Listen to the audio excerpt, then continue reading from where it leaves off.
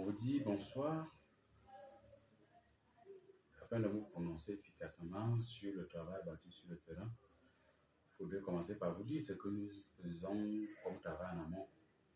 Avant chaque rentrée, je prends une heure de service désignant les équipes et pour la rentrée du troisième trimestre, il y avait 6 équipes qui avaient été constituées devant donc parcourir toutes les écoles.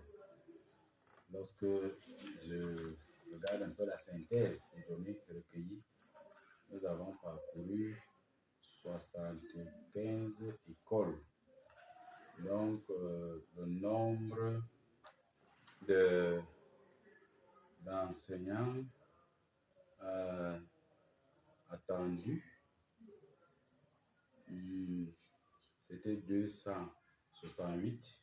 Nombre d'enseignants présents, 266. Vous voyez donc que dans toutes ces écoles-là, il n'y avait que 2 enseignants qui étaient absents. Au niveau des élèves, 7616 étaient attendus. Nous avons 6111 qui étaient présents avec un bon pourcentage. Au niveau des préparations, 2124 préparations étaient attendues et 1620 étaient effectivement faites. Donc, à la lumière de ces éléments que je viens de vous donner, vous comprenez donc que la rentrée a été effective au niveau de l'éducation de base dans l'arrondissement de Saint-Denis. Je profite de l'occasion pour féliciter mes collaborateurs enseignants de chant parce que cette information se vérifie à chaque rentrée.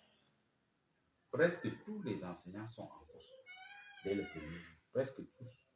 Je ne dis pas tous, je dis presque tous. Mais la déception vient plutôt au niveau des élèves.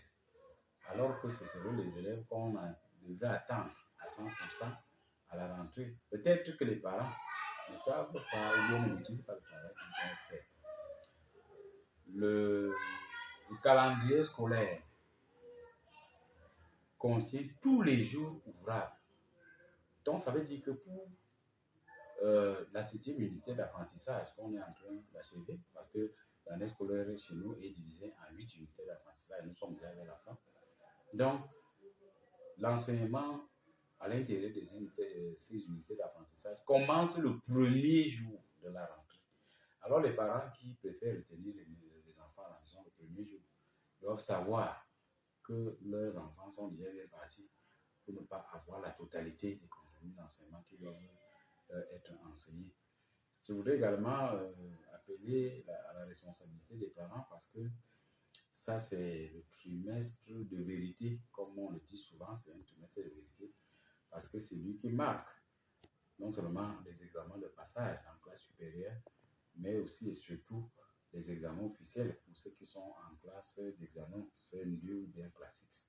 Parce que ceux-là doivent présenter non seulement le concours d'entrée en 6e, le CEP, mais aussi le First School Living Certificate et le Common Entrance pour les anglophones.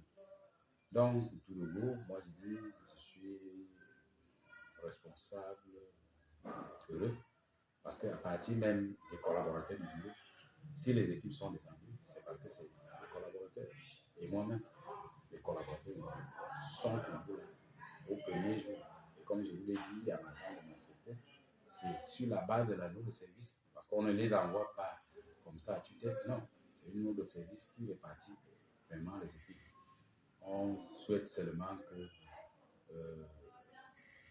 les résultats que nous allons obtenir de nos enfants va refléter le sérieux que les enseignants accordent à